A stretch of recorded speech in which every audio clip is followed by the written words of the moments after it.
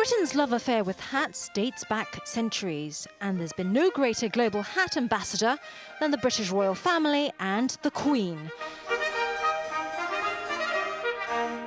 To find out more about the history and the business of hat making and where this industry's headed, I went to see one of the Queen's hat makers, award-winning milliner Trevor Morgan. So when I'm dealing with the Queen, I deal mostly with her personal assistant, Angela Kelly, or I work with Stuart Parvin, one of her couturiers, and it works that they send me a swatch and a drawing, and then I work out the design from there and go and fit it. It's difficult to say how long the process is because sometimes we have a longer lead time, sometimes it's a bit shorter, but obviously I think quite a lot of the process for the Queen is working out the design. For somebody who I've made many hats for, you want it to look a little different, but obviously she's got a certain style that works for her. And I think when I'm looking at the design and the style and maybe the trimming of the hat, we're looking at the fabrics that she's wearing, we're looking perhaps at the print of the dress that she's got underneath her coat, from where we will often take the inspiration for the beautiful flowers or the feather trimmings that we're putting on there. Rachel has adorned the Queen with more than 60 hats. In fact, she designed the very hat that Her Majesty wore during Chinese President Xi Jinping and Madame Peng Liyuan's 4-day state visit to Britain in 2015.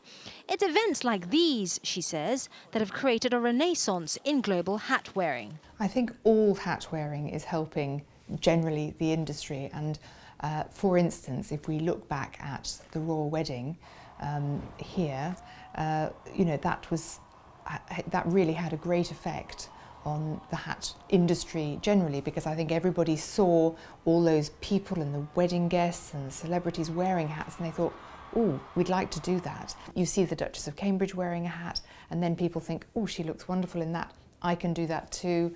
So I think all of that helps. I would say we're in a good place now, and I think, you know, people want to do something a bit different. They want to stand out a bit, and what better way than to wear a hat?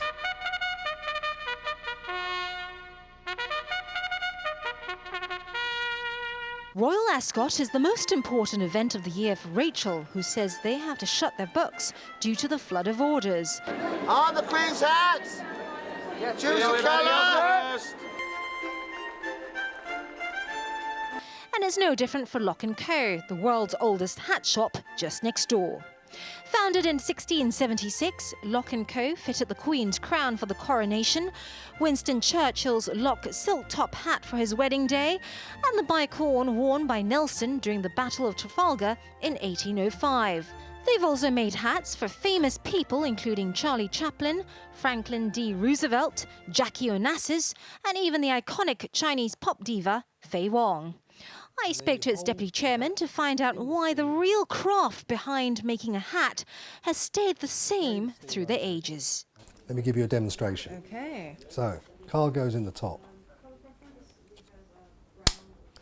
Pop him down there. Ah, hence the little cards. Hence the little cards. Right, are you ready? I'm ready. Be gentle. I was going to say, it won't hurt. Right, it's like a head massage really, okay? Mm-hmm. And because it's a little bit of an old girl, we have to give it a bit of a squeeze, give it a bit of press, and there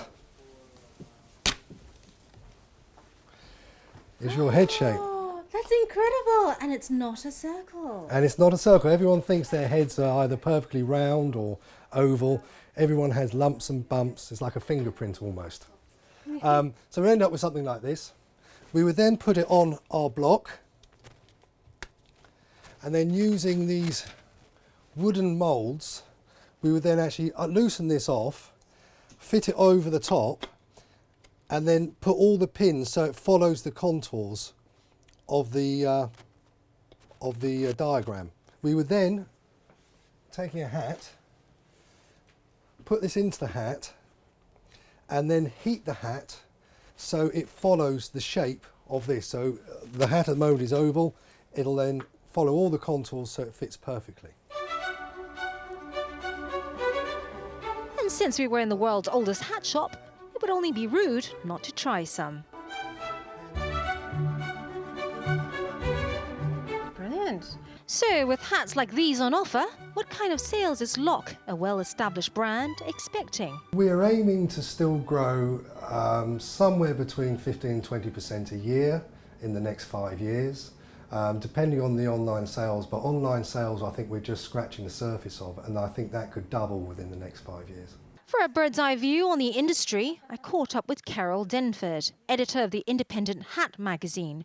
She says that anecdotal evidence suggests the global hat industry is set to grow 10% a year. Fueling the growth, some interesting emerging trends. I can see 3 trends really emerging in the international headwear market. The first is a very smart day wear for both men and women. I'm in Christie's hat shop here in London, and they sell a lot of trilbies and fedoras, all in different colours for men, very smart. And then for the ladies it would be probably a felt hat, probably a trilby or something, a cloche. Second area is probably on the sports side, on the casual side. Baseball caps are really taking a really high fashion trend at the moment. The third is the very smart, elegant Ascot type hat.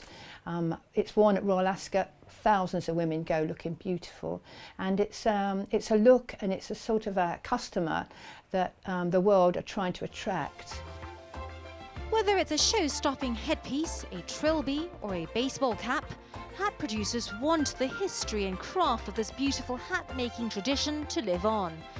Perhaps the heady combination of high-profile events like Ascot and a new generation of celebrity hat wearers will herald a comeback for headgear across all walks of life.